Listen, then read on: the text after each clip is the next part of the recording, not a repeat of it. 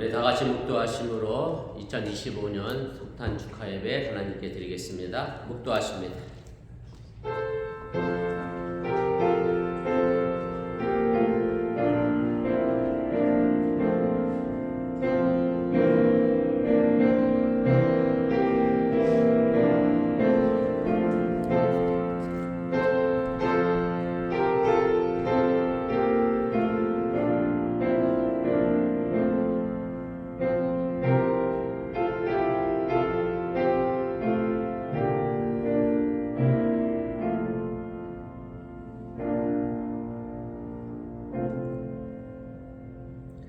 베들레헴 에브라다야, 너는 유다 족속 중에 작을지라도 이스라엘을 다스릴 자가 네게서 네게로 나올 것이라. 그의 근본은 상고의 영혼에 있느니라.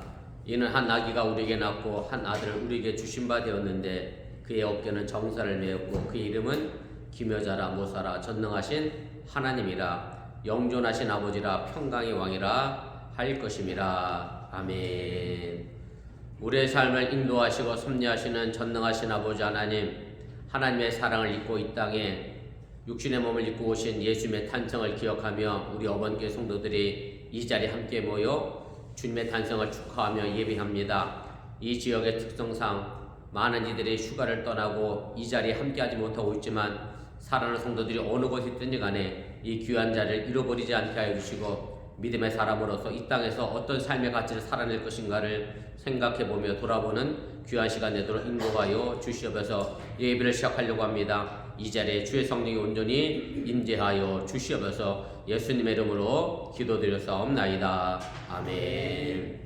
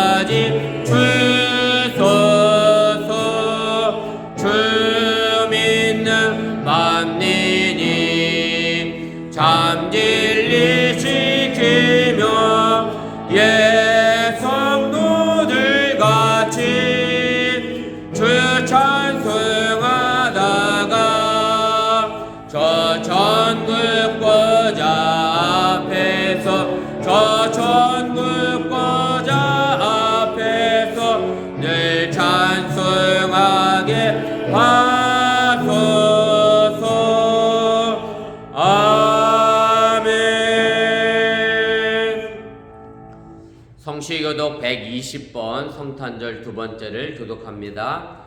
찬송하리로다. 주 이스라엘의 하나님이여 그 백성을 돌보사 속량하시며 그를 위하여 구원의 뿔을 그 종 다윗의 집에 일으키셨으니 이것은 주께서 예로부터 거룩한 선지자의 입으로 말씀하신 바와 같이 우리 원수에게서와 우리를 미워하는 모든 자의 손에서 구원하시는 일이라. 우리 조상을 긍휼히 여기시며 그 거룩한 언약을 기억하셨으니 곧 우리 조상 아브라함에게 하신 맹세라. 우리가 원수의 손에서 건디심을 받고 종신토록 주의 앞에서 성결과 의로 두려움이 없이 섬기게 하리라 하셨도다. 이는 우리 하나님의 긍휼로 인함이라. 이로써 돋는 해가 위로부터 우리에게 임하여 어둠과 죽음의 그늘에 앉은 자에게 비치고 우리 발을 평강의 길로 인도하시리로다. 그러므로 주께서 친히 징조를 너에게 주실 것이라. 보라, 처녀가 잉태하여 아들을 낳을 것이요 그의 이름을 임마누엘이라 하리라. 아멘. 전능하사 천지를 만드신 하나님 아버지를 내가 믿사오며 그 외아들 우리 주 예수 그리스도를 믿사오니 이는 성령으로 잉태하사 동정녀 마리아에게 나시고 본디오 빌라도에게 고난을 받으사 십자가에 못 박혀 죽으시고 장사한 지 사흘 만에 죽은 자 가운데서 다시 살아나시며 하늘에 오르사 전능하신 하나님 우편에 앉아 계시다가 저로서 다한 자와 죽은 자를 심판하러 오시리라. 성령을 믿사오며 거룩한 공예와 성도가 서로 교통하는 것과 죄를 사하여 주시는 것과 몸이 다스리는 것과 영원히 사는 것을 믿사옵나이다. 아멘.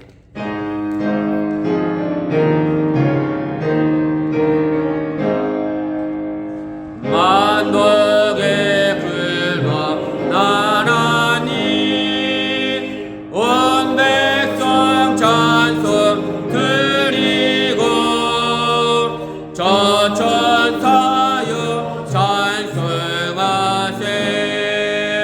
찬송 성부 성자 성령 아멘. 다 같이 자리에 앉아 주시기를 바랍니다. 이 시간을 위하여 조성욱 장로님 우리를 대표하여 기도 인도하시겠습니다.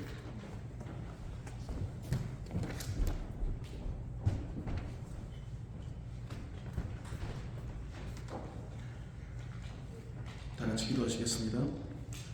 너무나도 좋으신 하나님, 우리를 사랑하셔서 독생자 예수를 아낌없이 내어주시고 우리의 삶에 천국의 소망을 가지게 하심을 감사합니다.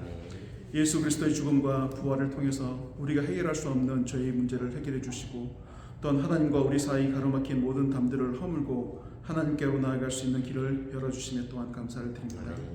하지만 우리의 삶은 목자를 떠나 유리하고 방황하며 각기 제 갈 길로 떠나는 무지한 양의 모습과 같아서 우리를 구원하시고 우리를 눈동자같이 지키시는 하나님의 꿈을 떠나 세상을 향해 달려가는 모습이 오니 우리의 어리석음과 자업됨을 용서하여 주시옵소서. 우리의 눈이 늘 하나님을 바라보지 못함을, 우리의 귀가 사랑한다 말씀하시는 하나님의 음성을 듣지 못함을, 우리의 입이 하나님의 사랑을 전하지 못함을, 우리의 마음이 하나님을 떠나 세상의 보기 좋은 것들을 가득 담고 살아가고 있음을 고백하오니 우리를 깨끗게 하사 하나님의 거룩한 백성으로 살아갈 수 있는 힘과 능력을 다하여 주시옵소서. 오늘 러번교회 성도들이 아기 예수의 탄생을 축하하는 성탄 축하 예배로 모이게 하심을 감사합니다. 2000년 전 베들레헴의 말 부유에 태어나신 예수로 인해서 세상의 모든 피조물들이 하나님을 깨달으며 하나님과 천국으로 향하는 길을 얻게 하셨사오니 예수 그리스도를 구주로 영접하여 하나님의 자녀가 되는 큰 권세를 우리가 온전히 누리게 하여 주시옵소서. 세상의 많은 사람들은 아기 예수 탄생과 이 땅에서의 삶 그리고 죽음과 부활에 대해 알지 못하며 마냥 기뻐하고 가족과 연인들끼리 즐거워하는 시간들을 보내고 있습니다. 하나님의 자녀된 우리들은 이 아기 예수의 탄생을 통해서 이 땅에 은혜의 시대가 열렸고 또한 구원의 길이 크게 열렸음에 대해 기뻐하게 하여 주시고 또한 반드시 다시 오시겠다 말씀하신 그 말씀에 귀를 기울여 우리의 삶이 다시 오실 예수 그리스도를 맞이하는 삶들을 온전히 살아낼 수 있도록 은혜 허락하여 주시옵소서. 이 여분교회 모든 성도들이 같은 마음을 품고 그리스도의 몸된 이 교회를 온전히 세우기 위해 수고하며 애쓰게 하여 주시고 그로 인해 허락하시는 하나님의 평강과 축복하심이 모든 성도들의 가정과 직장과 사업터와 자녀들의 학교 위에 풍성히 넘치게 하여 주시옵소서. 오늘도 성탄 축과 예배를 위해 이병수 목사님을 단에 세우시고 말씀을 선포하게 하셨사오니 성령의 충만함을 허락하셔서 목사님을 통해서 선포된 그 말씀을 통해 다시 한번 성탄절의 의미를 되새기게 하여 주시며 2024년들을 잘 마무리하고 또한 2025년을 새롭게 맞이할 수 있는 힘과 능력을 공급받을 수 있는 시간이 되게 하여 주시옵소서. 또한 그 말씀을 통해 육신과 마음의 상처가 치유되게 하여 주시고 모든 이들이 그 말씀을 듣고 기뻐하며 자신의 일상의 삶으로 돌아갈 수 있도록 인도하여 주시옵소서. 또한 사모님의 건강을 온전히 회복시키시고 모든 육신의 고통과 질병에서 놓이게 하사 건강한 모습으로 교회를 섬기며 성도들을 섬기시는 사모님 될 수 있도록 인도하여 주시고, 또한 우리 형제와 형경의 삶 위에도 말할 수 없는 축복을 더입혀 주시옵소서. 예배가 시작이 되었사오니 악한 영들이 틈타지 못하게 하시고 오직 하나님 한 분만이 우리의 찬양과 경배를 받으시며 영광을 받아 주시옵소서. 감사합니다. 이 모든 말씀 우리를 위해 이 땅에 오셔서 죽으시고 부활하셔서 우리로 하나님의 자녀가 되는 은혜를 허락하여 주신 예수 그리스도 이름으로 기도드립니다. 아멘. 하늘에 계신 아버지, 이름 거룩하사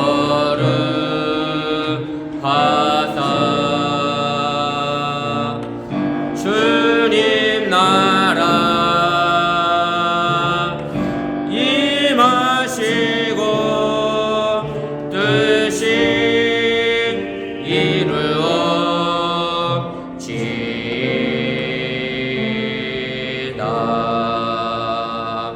일용할 양식 주시고 우리들의 분죄 다 용서하옵시고 또 시험에 들게 마시고 악에서 구원하소서. 대대 주의 나라 주의 권세 주의 영광 영원히 아멘.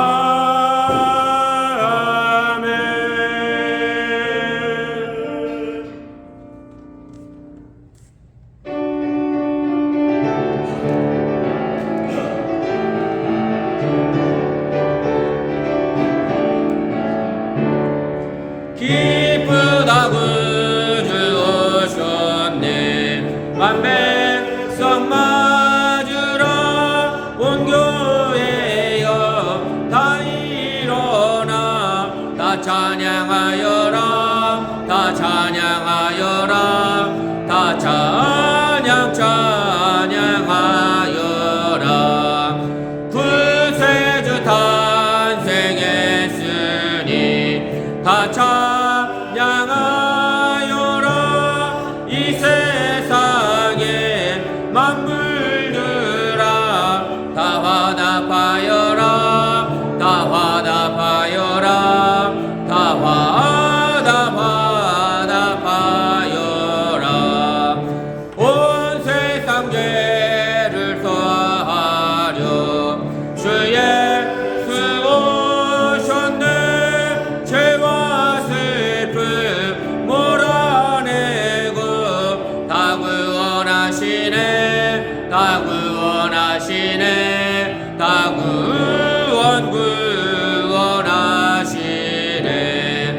은혜와 진리 되신 주 다 주관하시니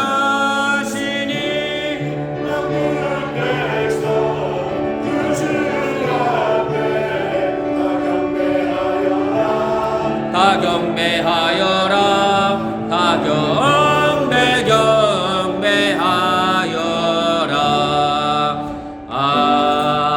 아멘. 오늘도 주님의 탄생을 축하하기 위하여 모인 이 자리에 주의 성령이 온전히 임재하여 주시고 이 축하의 예배의 자리가 세상의 흐름 따라는 축하가 아니라 전심으로 우리를 구원하신 그 구주 예수님을 찬양하고 축하하는 귀한 자리가 되도록 인도하시고 함께하여 주시면서 우리 어번교회가 이 자리에 함께한 하나님의 영광이 두루 펼쳐나가게 도와주시고 하나님의 그 영광이 이 교환에 머물지 않게 하시고 세상을 향하여 흘러나가게 도와주시기 원하며, 그래서 이 땅 모두가 다 하나님의 영광을 드러내는 그런 역사를 우리 어번교회를 통하여 만들어가며 인도해 가도록 함께하여 주시면서 오늘 함께 예배드리면서 귀한 예물 드렸습니다. 동방에서 온 박사들이 황금과 유화각과 몰약을 드려 예수님의 탄생을 축하하며 또 예수님의 피난의 길을 아버지와 함께 예비하고 준비했던 것처럼 이 예물이 그렇게 귀하게 쓰임받게 해주시고 이 땅에서 하나님의 복음의 씨앗이 되며 예수님의 다시 오심을 기다리는 귀한 재림의 예물이 되도록 또한 축복하여 주시옵소서. 이 모든 말씀 예수님의 이름으로 축복하며 기도드렸사옵나이다. 아멘. 감사합니다. 자리에 앉아주시기를 바랍니다. 우리 교회 소식 전합니다. 앞에 화면과 주보 보시고 차가 없으시길 바랍니다. 오늘 성탄 축하 예배 함께 하신 여러분들에게 그리스도의 평강과 은혜가 넘쳐나시기를 또한 축원을 드립니다. 오늘 저녁에 있을 수요 성경 공부는 쉽니다. 오늘 차가 없으시기를 바라고요. 그 다음에 2025년도 달력이 진작 왔는데 보내시는 분이 주소를 우리 장로님 옆집 주소로 보냈어요. 저희 교회 저한테 보냈어야 될 교회 이름도 어번에 그 루라이프 침례교회 있잖아요. 그 레이블이 붙어 있고 그래서 아마 배송이 잘못된 것 같아서 제가 한국에다가 배송이 어디쯤 오냐고 물어보려고 연락을 드렸더니 장로님 마침 들고 오셔서 다행입니다. 잃어버리지 않아요. 그래서 무거워서 들고 오기 뭐해서 지금 제 차에 있으니까 오늘 오신 분들은 가져가시고 벽걸이용으로 20개 만들고 탁상용으로 80개 만들었으니까 벽걸이용은 필요하신 분만 가져가시고 여기 분들은 벽걸이용 별로 안 좋아하시더라고요. 전 나이가 들어 벽걸이용이 오히려 좋더만 아무튼 탁상용은 한 집에 세 보씩 가져가시면 무리가 없을 듯 하고요. 또 가져가셔서 나눠주실 분 있으면 더 가져가셔도 괜찮습니다. 송구 영신 예배는 12월 31일 화요일 밤 8시에 있습니다. 기억하시기를 바라고요. 그 다음에 2024년도 마무리하면서 우리가 새해 또 여러분들 기도 제목도 있을 줄 아는데 우리 송구 영신 예배 시간과 신년주일 예배 시간에 우리 신년 감사원과 더불어서 헌금함에 넣어주시면 제가 1년 동안 새벽 기도 시간에 함께 기도하고 또 여러분들 가정에 하나님의 복이 임하도록 또 그렇게 기도하겠습니다. 그 다음에 속회와 선교회 조직은 이번 주 주일날 주보에 게재하겠습니다. 그렇게 하시고 속회 선교회 편성에 열심히 참여해 주시면 고맙겠습니다. 그 다음에 교우동정 보시고 이참희 성도님이 월요일날 한국에 가셨다가 아마 셧다운 기간에 아마 다녀오시는 것 같아요. 1월 5일에 다시 돌아올 예정이니까 그것도 위해서 기도해 주시기를 바라고 오늘 많은 분들이 휴가 아마 떠나신 걸로 알고 있는데 오고 가는 발걸음 또 안전한 일 위해서도 기도해 주시면 고맙겠습니다.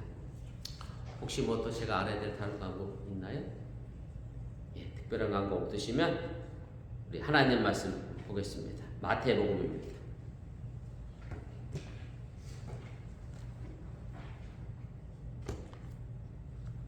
하나님 말씀 마태복음 1장 우리 18절 말씀부터 23절까지의 말씀입니다. 한 절씩 교도하시고 우리 23절은 함께 읽겠습니다. 예수 그리스도의 나심은 이러하니라. 그의 어머니 마리아가 요셉과 약혼하고 동거하기 전에 성녀로 잉태된 것이 나타났더니 왜냐하면 요셉은 의로운 사람이라 그를 드러내지 아니하고 가만히 끊고자 하여 이 일을 생각할 때 주의 사자가 현몽하여 이르되 다윗의 자손 요셉아 내 안에 마리아 데려오기를 무서워하지 말라. 그에게 잉태된 자는 성령으로 된 것이라. 아들을 낳으니 이름을 예수라 하라. 이는 그가 자기 백성을 그들의 죄에서 구원할 자이시니라 하니라. 이 모든 일이 된 것은 주께서 선지자로 하신 말씀을 이루려 하심이니 이르시되 보라 처녀가 잉태하여 아들을 낳을 것이요 그의 이름은 임마누엘이라 하리라 하셨으니 이를 번역한즉 하나님이 우리와 함께 계시다 함이라. 아멘. 예, 오늘은 우리 구세주이신 예수님께서 태어나신 날을 축하하는 그런 날입니다. 구세주라고 하는 말은 말 그대로 세상을 구원하는 주인이다라는 그런 뜻입니다. 우리가 일반적으로 세상을 구원하는 정도의 사람이라고 하면 대단한 힘을 가질 뿐이라 생각을 하게 되는데 그러나 놀랍게도 성경은 그 구세주가 세상에서 가장 연약한 아기로 태어났다고 보도하고 있고 그 태어난 장소도 초라하고 더러운 말 구유에서 태어났다라고 보도를 하고 있습니다. 일반적으로 사람들은 우리를 구원할 예수님은 우리와는 거리가 좀 먼, 다시 말씀드리면 뭔가 더 특별한 모습으로 우리와 다를 것이라 그렇게 생각을 하게 되는데 결코 그렇지 않고 우리와 똑같은 모습으로 이 땅에 태어나셨다는 말씀입니다. 여러분 혹시 여러분의 100일 사진을 보신 적이 있는지 모르겠습니다만은 미국에서 자란 아이들은 100일 사진 찍기도 어렵고 또 그런 풍습도 없으니까 어려울 텐데 저는 제 100일 사진을 봤거든요. 제 시대뿐만 아니라 제 위로도 다 마찬가지 거고 저보다 조금 아래 연배도 마찬가지 거고 100일 사진 특별히 아들 100일 사진의 모습은 다 뭐죠? 제가 뭐라고 말씀드리지 않아도 다 상상이 되는 그 모습으로 다 100일 사진을 찍습니다. 아주 그래서 백의 사진은 누가 봐도 사실 참 구별하기 어렵습니다. 이게 나인지 아니면 다른 사람인지 구별하기 어려울 정도로 백의 사진은 거의 똑같습니다. 그리고 여러분들이 역대 대통령의 백의 사진은 어떤 모습일까 생각해 본 적이 있는지 모르겠습니다만은 제가 개인적으로 대통령과 친분이 있는 사람이 아니라 대통령 백의 사진은 본 적이 없습니다만은 한국의 전통에서 보면 대통령 백의 사진이라고 해서 제 사진과 별반 다르지 않을 것이다. 그렇게 생각을 하고 뭔가 특별하지 않고 거의 비슷하다. 것만은 확실하게 말씀을 드릴 수가 있습니다. 그런데 우리가 이 땅에서 다 똑같은 모습으로 태어나는데 결국 자라다 보면 그 다른 모습으로 점점 성장해 나가고 결과가 다른 삶을 살아내게 됩니다. 좀 죄송스러운 말씀이지만 그저 그렇게 살다가 가는 사람이 있는가 하면 또 남다른 삶을 살아내는 사람도 있다는 그런 말씀입니다. 그럼 무엇이 그토록 이런 다른 차이를 만들어내는 걸까를 우리가 좀 생각해 볼 필요가 있습니다. 모든 사람의 출생은 결단코 혼자 이루어지지 않습니다. 우리의 구원자이신 예수님도 예외가 아니었고 이 세상에 혼자 태어나는 사람은 그가 아무리 위대해도 없다는 말씀입니다. 모든 사람은 다 반드시 부모를 통해서 이 땅에 출생하고 태어납니다. 예수님도 마찬가지라는 것이 오늘 우리가 읽은 본문에 바로 등장하게 되고 예수님도 요셉과 마리아를 통하여 이 땅에 오셨음을 오늘 기사는 분명하게 전해주고 있습니다. 갈릴리 나사렛의 요셉이라고 하는 남자가 살고 있었습니다. 제가 지난주의 시간에도 말씀드렸습니다마는 갈릴리 하면 이스라엘의 완전 변방이고요. 외세 침입이 많았던 곳이고 이스라엘에 실세했던 예루살렘과는 아주 거리가 먼 말 그대로 힘없고 가난한 사람들이 모여 살던 곳이 바로 갈릴리입니다. 예루살렘 사람들은 갈릴리 사람들을 속된 말로 상놈 취급했습니다. 그 중에서도 나사렛은 더욱 가난하고 천시받는 곳이었고 거기 살고 있는 요셉은 역시 가난한 목수 역할을 하고 있었습니다. 그리고 그는 마리아라고 한 처녀와 약혼을 하게 됩니다. 그런데 어느 날 이 약혼녀 마리아가 아이를 가졌다는 소식을 듣게 됐습니다. 말 그대로 맑은 하늘의 날벼락이죠. 청청병력과 같은 소리를 듣게 됩니다. 우리 그리스도인들은 마리아가 결혼하지 않고 아기를 가졌다는 것에 순교를 뜻하는 동정녀 탄생이라는 그런 아름다운 해석을 우리가 하고 또 그렇게 믿고 내려오고 있습니다. 이것이 오랫동안 교회의 전통적인 해석입니다. 아마도 교회는 아기 예수님의 탄생이 성령에 의한 것이라고 하는 오늘 본문 20절의 말씀을 근거해서 동정녀 탄생이라고 하는 그래서 아름다운 해석을 한 것이라 그렇게 우리가 생각을 해 볼 수가 있습니다. 그런데 우리가 이 부분을 지금 시대의 상황이 아니라 예수님이 태어난 2000년 시대의 상황으로 재해석해서 이 상황을 생각해 본다라고 하면 이 동정녀 탄생은 그렇게 쉽게 결정 내릴 수 없는 탄생이었음을 우리가 알게 됩니다. 지금이야 죄송하지만 처녀가 애를 가져도 할 말이 많은 세상이고 별 문제도 되지도 않고 요즘 하도 애들도 안 나니까 제가 지난주 기사에 봤더니 한국은 5명 중에 한 분이 노인이시라고 점점 노령화 사회가 돼가는 안타까운 그런 사회가 됐는데 젊은 친구들이 아이를 안 낳으니 이제 그렇고 그러다 보니 요즘은 결혼 전에 임신이라도 하면 아주 가장 좋은 혼수를 해갖고 왔다라고 이야기할 정도로 그렇게 이야기합니다만은 2000년 당시에 처녀가 아이를 가졌다라고 하는 것은 분명 불결하고 부끄럽고 더 나아가서 아주 위험한 그런 일이었습니다. 왜 위험한가 하면 이스라엘 율법에 처녀가 아이를 가지면 돌에 맞아 죽게 되어 있기 때문에 이 처녀가 아이를 갖는 것은 결코 그 당시에 쉬운 사건이 아니었다라고 하는 얘기입니다. 요셉도 분명히 이것을 알고 있었습니다. 그래서 아마 다른 사람 같았으면 그랬겠죠. 나랑 약혼해놓고 다른 남자 아이를 가졌으니 살려주교 아마 이런 식으로 마리아를 아마 생각하고 고소를 했을 겁니다.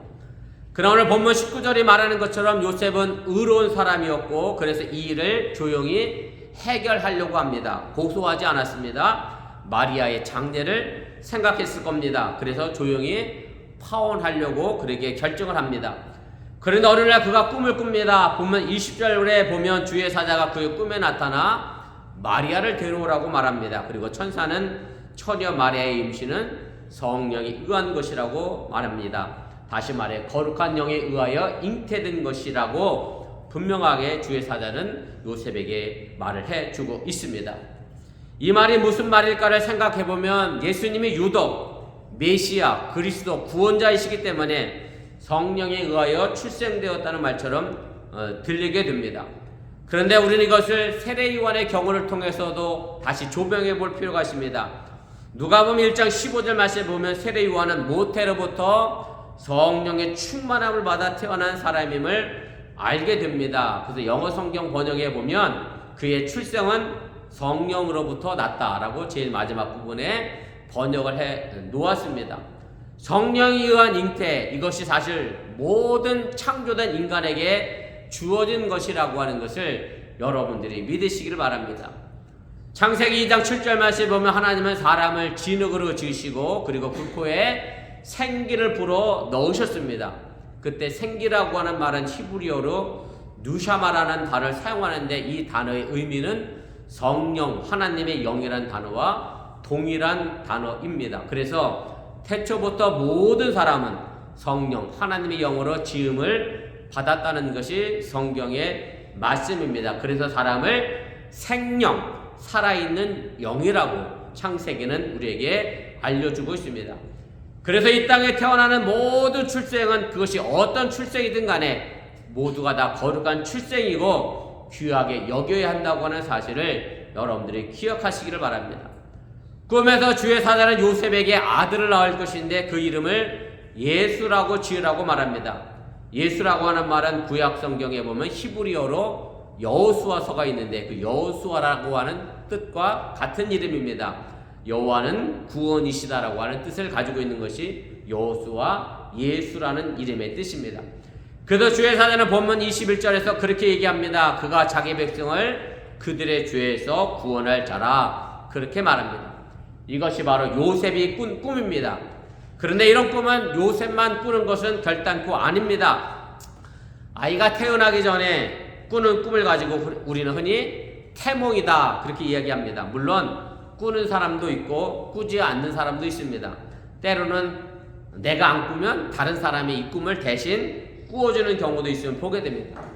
요셉은 이 꿈을 꾸지 않았다라고 하면 어떻게 생각해보면 이 땅에 예수님의 탄생은 존재하지 않을 수도 있었을 겁니다.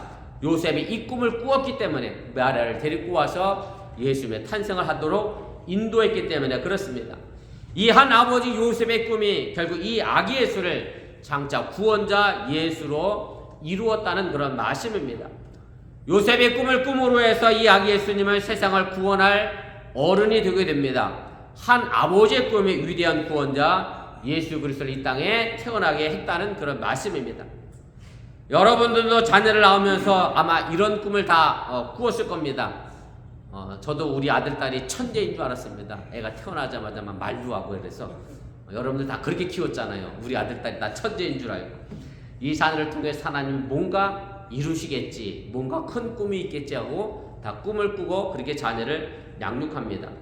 아이를 낳고도 한 번도 이런 꿈을 꾸지 않으셨다라고 하면 지금이라도 여러분들이 이런 꿈을 꾸시고 그렇게 자녀를 위하여 기도하시고 그렇게 또한 양육해 나가시기를 주님의 이름으로 축원을 드립니다. 그럴 때 바로 우리 자녀가 하나님과 사람들 앞에서 존귀 여김을 받게 된다는 사실 또한 여러분들이 잊지 마시기를 바랍니다. 요한복음 1장에 보면 태초에 말씀이 계셨고 이 말씀이 곧 하나님이시고 말씀이 육신이 되어 이 땅에 오신 분이 예수님이다 라고 표현을 하고 있습니다. 이것을 쉽게 말하면 거룩한 탄생, 성탄이라고 표현하는 것이고요. 신학적인 용어를 빌려 말씀드리면 이것을 성육신 사건이라고 이야기하고 영어로 표현하면 인카네이션이라는 단어를 사용하여 설명하게 됩니다. 이 성육신 사건을 잘 표현한 성경 구절이 있습니다. 그것이 바로 사도 바울이 고백한 내용인데 빌립보서 2장 6절부터 8절까지 있는 말씀의 내용입니다. 이것이 예수님이 이 땅에 오신 아주 귀한 사건의 의미를 아주 축약적으로 정리한 그런 내용이라고 할 수가 있습니다. 우리 함께 읽어보겠습니다. 그는 근본 하나님의 본뜻이나 하나님과 동등됨을 취할 것으로 여기지 아니하시고 오히려 자기를 비워 종의 형체를 가지사 사람들과 같이 되셨고 사람의 모형으로 나타나사 자기를 낮추시고 죽기까지 복종하셨으니 곧 십자가에 죽으심이라. 이 말씀에 대하여 키에르케고르라고 하는 철학자가 왕의 비유라고 하는 것으로 이 성류시 사건을 이렇게 설명을 했습니다. 어느 나라에 한 왕이 있었습니다. 모든 신하들이 그 권위 앞에, 권력 앞에 무릎을 꿇고 감히 왕에게 함부로 말을 하지 못했습니다. 모든 적을 죽일 수 있는 권한이 이 왕에게 있었고, 그런데 이 무서운 왕이 어느 날 아주 초라하고 가난한 여종을 사랑을 하게 됩니다. 그러면 이 무서운 왕이 어떻게 가난하고 보잘것없는 이 초라한 여종에게 사랑한다고 고백할까 하는 것이 문제로 대두되게 됩니다. 이 무서운 왕이 천한종에게 사랑을 고백하고 싶었지만 결국 왕의 신분이 그 가난한 여종을 꼼짝 못하게 만들 수밖에 없습니다. 만약에 여종을 강제로 궁전으로 데리고 와서 화려한 왕관을 씌우고 여왕의 옷을 입힌다라고 하면 아마도 이 여종은 그 제의에 대하여 거절하지 못할 겁니다. 왜냐하면 거절하면 자기가 죽을 수도 있는 입장에 놓여 있기 때문에 차마 거절하지 못할 겁니다. 왕이 요구한 것이 무서워서 그냥 따라갈 수 있습니다. 그렇다고 해서 이 여종이 그럼 진정으로 왕을 사랑할까 하는 것이 바로 이 왕의 고민이 되었습니다. 물론 여종은 왕을 사랑한다라고 말하겠지만 정말로 마음속 깊이 사랑한다라고 믿을 수가 없었다고 하는 얘기고, 혹시 왕과 함께 살게 되지만 두려움 속에서 자기가 살아왔던 고향을 그리워하게 될 것이 분명하고, 이렇게 해서 억지로 궁전에 사는 이 여종이 과연 행복할까 하는 것이 이 왕의 고민이고 문제였습니다. 만일 왕이 여종에 사는 작은 오두막집을 찾아가면서 많은 부하들을 데리고 화려한 행차를 했다라고 하면 오히려 여종은 겁먹을 수밖에 없을 겁니다. 왕은 겁에 질린 하인을 원하는 것이 아니라 이 무서운 왕은 사랑하는 여인을 원했다는 말씀입니다. 말 그대로 종속관계가 아닌 사랑의 관계를 왕은 원했다라고 하는 얘기고, 왕은 여종이 자신의 왕인 것을 잊어버리고 또 그녀 자신도 하찮은 여종의 신분을 잃어버리고 동등하게 서로 사랑하기를 이 왕은 원했다는 얘기입니다. 그래서 키에르케고르는 이렇게 결론을 내립니다. 사랑만이 불평등한 관계를 평등한 관계로 만든다라면서 아주 멋지고 아름다운 명언을 남기게 됩니다.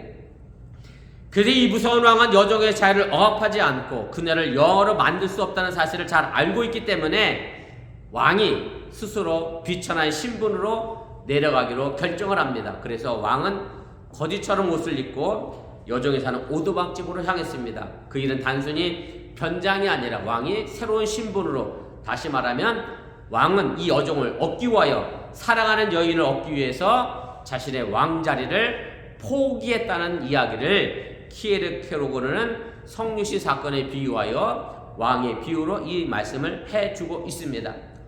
성육신의 중요한 신학적 의미는 요한복음 3장 16절에 있는 말씀처럼 하나님이 이 세상을 너무나도 사랑하셔서, 그래서 이 세상, 아니 바로 나를 구원하시기 위하여 하늘의 모든 영광과 권세를 버리고 친히 낮고 낮은 이 땅에 오신 것이 바로 하나님의 성육신 사건이고 우리를 사랑하신 하나님의 사랑의 방법이라고 하는 사실을 여러분들이 믿으시기를 바랍니다. 하나님께서 성육신을 통해 이 땅에 오신 목적은 바로 예수라고 하는 이름에서 분명하게 드러나게 됩니다. 오늘 본문은 예수님의 탄생을 예고하는 장면인데 이곳에는 두 개의 이름이 등장을 합니다.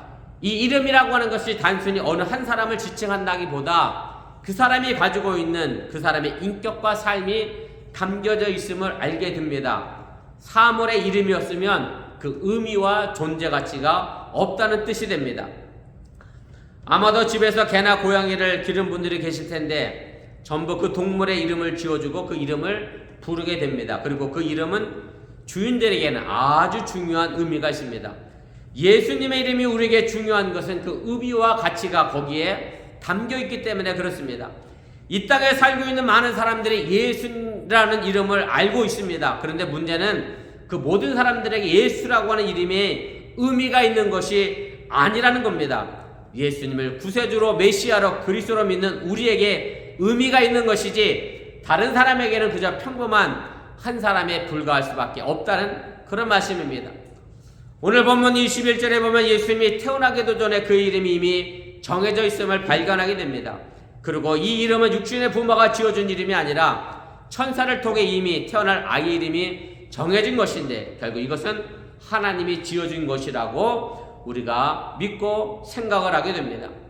그런데 사실 예수라고 하는 이름은 예수님 당시뿐만 아니라 그 이전에도 이 이름을 가진 많은 사람이 존재하고 있었습니다.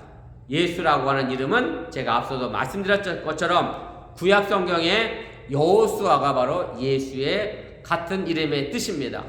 여호수아는 히브리어 발음을 한글로 번역한 것이고 신약 성경이 쓰여진 언어인 그리스어로는 예수라고 발음하는데 이것을 한글로 번역한 것이 예수입니다.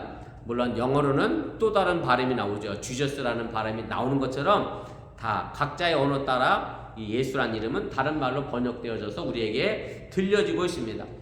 그래서 예수라는 이름은 구약 성사 여호수아의 연관 속에서 성택되어진 것으로 우리가 보여지고 과거 여호수아가 이스라엘 백성들을 가나안 땅으로 인도했던 것처럼 예수님은 새로운 이스라엘 백성을 하늘나라로 인도할 것이라고 하는 의미가 담겨져 있음을 여러분들이 믿으시기를 바랍니다.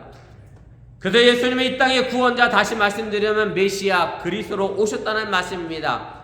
그런데 우리가 중요하게 짚고 넘어갈 것이 있습니다. 그것이 무엇인가 하면 예수님이 우리의 구원자가 되신다라고 하면 그 구원은 과연 어디로부터의 구원을 말하고 있느냐라고 하는 겁니다. 이것이 바로 예수님의 이름의 핵심이고 목적임을 여러분들이 기억하시기를 바랍니다. 오늘 본문 21절에 보면 분명하게 우리의 죄에서 우리를 구원할 자다 그렇게 선언하고 있음을 믿으시기를 바랍니다. 사실 지금의 전 세계는 여러 가지 문제로 복잡합니다. 전쟁도 있고 여전히 오늘 아침 뉴스를 보니 이스라엘이 베들레헴에 성탄의 불을 밝히지 못한 지 2년이 넘었다. 여전히 가자와의 하마스와의 전쟁을 치르고 있고 우크라이나도 여전히 전쟁하고 있고 기후의 변화 문제로 가뭄도 있고 홍수도 있고 질병과 빈곤의 문제도 있고 여러 가지 문제가 우리를 괴롭히고 있는데 그런데 예수님은 이런 문제에서 우리를 구원할 구주가 아니고 우리 죄에서 구원할 구주라고 말씀하고 있다는 사실입니다. 사실 이것이 바로 근본적인 문제입니다. 이 근본적인 문제가 해결되면 그 이후에 많은 세계적인 복잡한 문제는 해결될 텐데 사람들이 이 근본적인 죄의 문제에서 결코 자유롭지 않다 보니까 수많은 문제들이 이 땅에 펼쳐지고 나타나고 있다고 하는 사실을 여러분들이 깨달으시기를 바랍니다. 겨울이 되면 많은 사람들이 감기에 걸립니다. 감기에 걸리면 약을 먹습니다. 콧물이 나면 콧물약을 먹고 기침이 나면 기침약을 먹고 열이 나면 해열제를 먹습니다. 그런데 여러분들도 아시는 것처럼 근본적으로 감기 바이러스를 잡는 약은 없습니다. 그 증상을 완화시켜주는 약을 먹을 뿐이지 감기 바이러스를 죽이는 약은 이 땅에 존재하지 않습니다. 그래서 그냥 우스갯소리로 이런 얘기 하잖아요. 감기 걸려서 약 먹으면 일주일이면 낫고 약을 안 먹으면 7일이면 낫는다. 뭐 먹으나 안 먹으나 감기는 똑같이 일주일 간다. 이것이 정설입니다. 이 땅에서 발생하는 많은 문제들의 근본적인 문제는 바로 인간의 죄로부터 출발하고 있기 때문에 죄의 문제가 가장 중요한 구원의 문제임에도 불구하고 사람들은 자신의 죄의 문제는 돌아보지도 않으면서 세상의 전쟁의 문제, 빈곤과 기후의 문제, 여러 가지 질병의 문제를 논하고 따지고 있다는 사실을 여러분들이 기억하시기를 바랍니다. 사도행전 2장 21절에 보면 누구든지 주의 이름을 부르는 자는 구원을 얻으리라 그렇게 말씀합니다. 예수님의 이름을 부른다라고 하는 것은 예수를 믿고 나의 구원자라고 고백하는 부름임을 의미합니다. 그러면 죄인이지만 주님께서 우리를 의롭다 인정해 주시는 의인이 되어짐을 여러분들이 믿으시기를 바랍니다. 그리고 이 구원은 예수 그리스도의 십자가의 희생을 통한 죄의 용서임을 또한 믿으시기를 바랍니다. 유대인들은 지금도 메시아를 기다립니다. 그리스도가 이 땅에 아직 오지 않았다 생각합니다. 그런데 유대인들이 지금도 기다리는 그 메시아는 어떤 메시아냐 하면 그 메시아, 그 그리스도가 오셔서 죄인을 제거하고 심판할 메시아이지 죄 자체의 극복이나 용서에 대한 메시아를 기대하거나 기다리거나 그 메시아에 대하여 믿지 않고 있다고 하는 사실입니다. 더구나 십자가의 죽음을 통한 죄의 용서는 유대교에서는 상상도 할 수 없는 일이고 오직 기독교만의 복음이라고 하는 사실 또한 여러분들이 깨달으시기를 바랍니다. 유대인들 입장에서는 십자가에서 죽은 예수는 거리끼는 겁니다. 왜냐하면 구약성경에 보면 나무에서 죽은 자는 누구에게 저주받았다고 되어 있죠? 하나님에 의하여 저주받은 사람이라고 생각하고 있는데 그 나무 십자가에서 죽은 예수가 자기들을 구원할 메시아라고 유대인들은 지금도 받아들일 수 없어서 여전히 메시아를 기다리고 있다고 하는 사실입니다. 그리고 이어 예수님의 이름이 또 등장합니다. 본문 23절인데 임마누엘입니다. 보라 처녀가 잉태의 아들을 낳을 것이요 그의 이름은 임마누엘이라 하리라 하셨으니 이를 번역한즉 하나님이 우리와 함께 계시다 함이라. 이 본문은 이사야 선지자가 이해하겠던 말씀을 마태복음 저자가 인용하여 우리에게 알려주는 말씀입니다. 그래서 임마누엘이라고 하는 이 단어는 히브리어입니다. 그래서 아마도 마태복음 저자가 히브리어를 모르는 사람들을 위하여 그 뜻을 해석해 놓았는데 그 뜻이 뭐냐면 하나님이 우리와 함께 계시다라고 그렇게 번역을 해 놓았습니다. 이사야 7장 14절 말씀 보면 이사야는 그대로 이렇게 예언합니다. 그러므로 주께서 친히 징조를 너에게 주실 것이라. 보라 처녀가 잉태의 아들을 낳을 것이요 그 이름을 임마누엘이라 하리라. 하나님이 인간의 몸을 입고 이 땅에 오신 성육신 그것이 바로 임마누엘 하나님이 우리와 함께한 사건이라고 하는 사실을 여러분들이 믿으시기를 바랍니다. 제가 서론의 키에르케고르의 왕의 비유에서 말씀을 드린 것처럼 우리를 너무나도 사랑하셨기에 우리와 같은 몸을 입고 이 땅에 오셨다는 말씀입니다. 우리나라 말에 호라비 사장은 누가 알아요? 과부가 안다는 말을 합니다. 서로 혼자 살아보니 그 아픔과 고통에 대하여 잘 안다는 그런 얘기입니다. 사실 더 정확히 말씀드리면 우리는 상대방의 마음을 이해하고 안다라고 하지만 그것을 온전히 이해하고 알기는 사실 불가능합니다. 그 사람에 대보지 않고는 그 사람의 입장을 전혀 알 수가 없습니다. 아무리 부부로 30년 40년 살아도 남편과 아내의 정확한 마음을 우리는 절대로 알 수가 없습니다. 그래서 하나님은 우리의 마음을 온전히 알기 위하여 스스로 우리와 같이 낮아지셔서 인간의 몸을 먹고 입고 이 땅에 오셨다고 하는 사실을 여러분들이 믿으시기를 바랍니다. 하나님이 그저 높은 곳에 계시기만 하면 우리의 삶과 동떨어질 수밖에 없고 우리와 함께 하시지 않는 하나님, 우리와 상관없이 높은 보좌에 앉아 계신 하나님, 과연 그런 하나님이라고 하면 그 하나님은 우리에게 아무런 의미와 가치가 없어지게 된다는 사실을 여러분들이 기억하시기를 바랍니다. 시편 23편에서 다윗이 고백하고 있는 것처럼 하나님은 우리의 목자가 되어주셔서 우리와 항상 함께 계시고 우리를 푸른 초장으로 실만한 물가로 그렇게 인도해 가심을 믿으시길 바랍니다. 그리고 설령 우리가 사망이 음침한 골짜기를 걸어간다 할지라도 여전히 하나님은 그 사망이 음침한 골짜기를 우리 혼자 걸어가게 두시지 않고 우리와 친히 함께 지팡이가 되어주셔서 그 골짜기를 건너가고 있다는 사실 또한 여러분들이 믿으시기를 바랍니다. 바로 이 믿음이 있는 한 우리를 결코 실패하거나 좌절할 수 없다고 하는 사실을 여러분들이 깨달으시기를 바랍니다. 제가 지난 11월에 한국에 있는 동안에 내비게이션을 이용했습니다. 한국이 너무나도 달라져서 너무나도 새로운 길이 많아서 제가 알던 길은 다 사라지고 제가 알던 길로 가려고 하면 그 길은 어디로 갔는지 알 수가 없어서 내비게이션 길을 따라갔는데도 불구하고 몇 번이고 잘못 들어서 제가 몇 번 헤매다가 겨우겨우 길을 찾아 목적지를 향해 갔던 적이 있습니다. 그런데 그럴 때마다 이 미국 아가씨도 그렇지만 이 내비게이션은 화를 한 번 안 내요. 잘못 가도 또 좌회전하세요. 저기 가서 또 유턴하세요. 야, 참 친절하지 않아요? 여러분들 옆에 친구나 동료나 특별히 아내나 남편이 타고 갔는데 부인이 내비게이션을 잘못 봤어. 한두 번은 알려주다가 세 번째 네 번째 되면 어떻게 할 것 같아요? 그것도 하나 제대로 못 보냐고 막 화를 낼 텐데 이 내비게이션 아가씨는 뭐 100번 내가 잘못해도요 절대 화내지 않고 다시 돌아가세요. 다시 왼쪽으로 가세요. 오른쪽으로 가세요.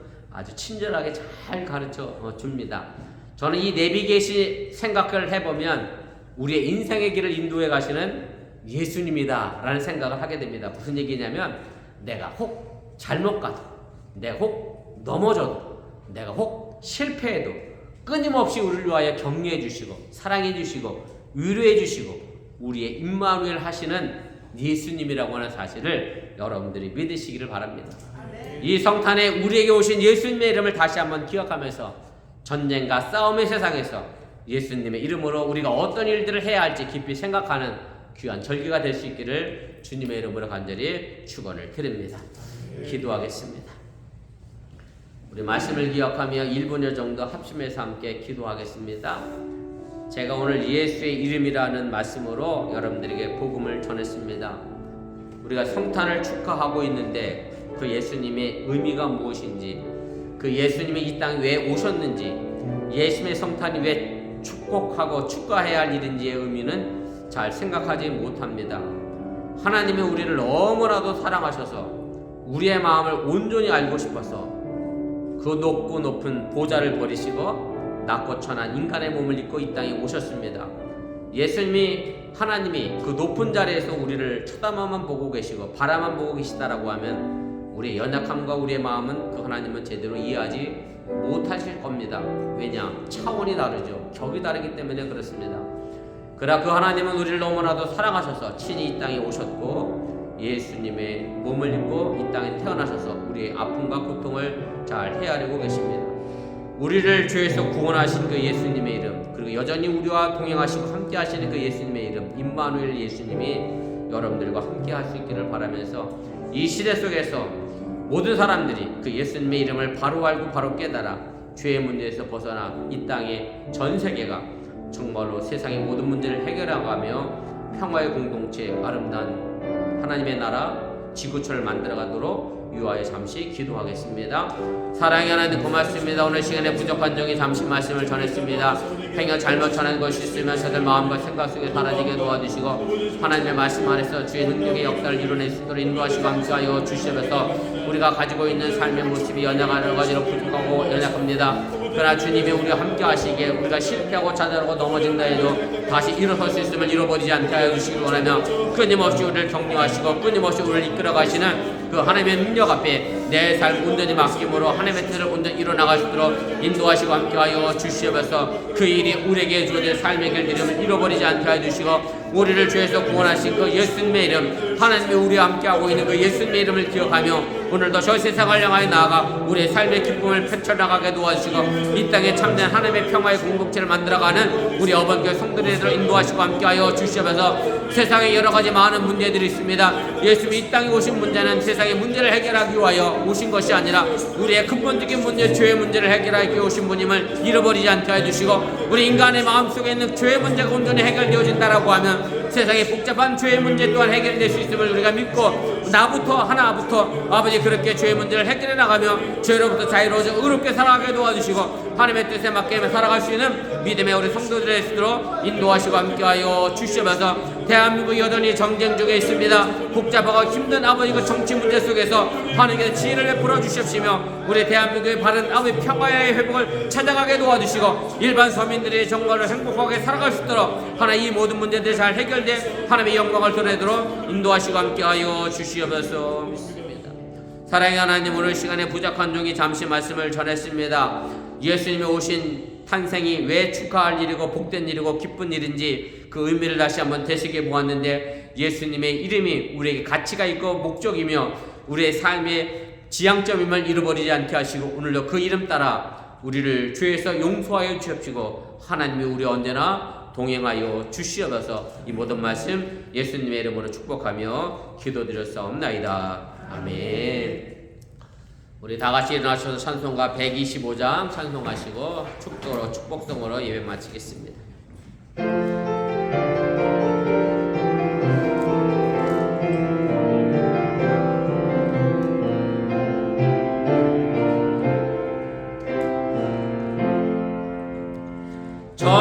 천사들의 노래가 하늘에서 들리니 산과 들이 기뻐서 메아리 쳐 울린다.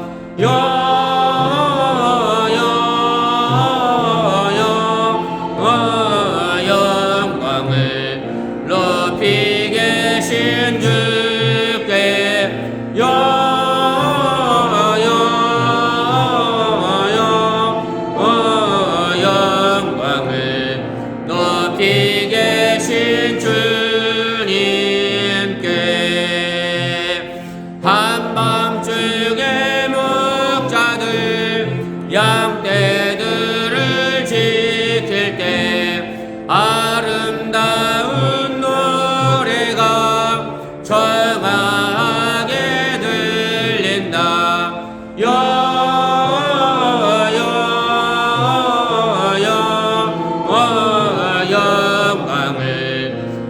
높이 계신 주께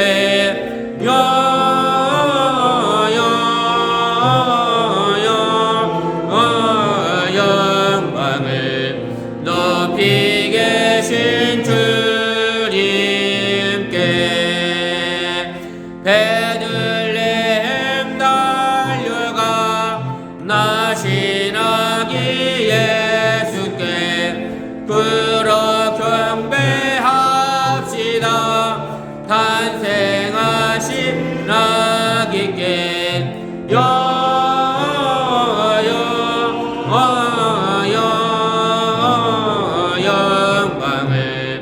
높이 계신 주께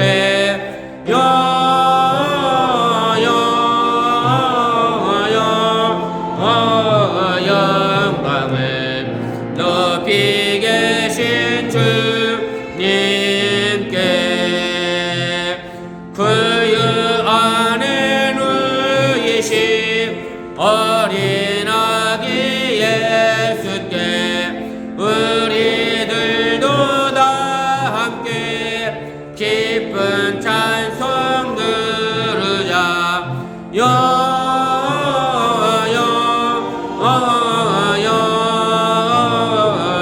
영광을 높이 계신 주께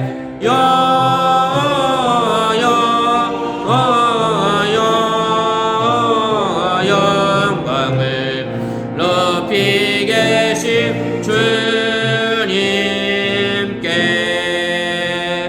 아멘. 이제는 부활하셔서 우리에게 생명이 되신 예수님의 은혜와 그 독생자를 아낌없이 기꺼이 우리에게 보내주신 하나님의 놀라우신 사랑과 힘들고 어릴 때마다 저에게 위로가 되시고 힘이 되시는 성령님의 교통하시고 감동감하신 역사가 이제 우리를 구원하신 그 구주를 찬양하며 우리와 함께 하신 그 하나님을 찬양하며 세상을 향해 나가는 주의 백성들 위해 이제부터 영원토록 함께 하시기를 간절히 축원하옵나이다. 아멘. 좋으신 하나님, 좋으신 하나님, 참 좋으신 나의 하나님, 우리의 예배를 받으신 하나님, 참 좋으신 나의 하나님, 한없는 축복을 우리에게 주시네. 참 좋으신 나의 하나님.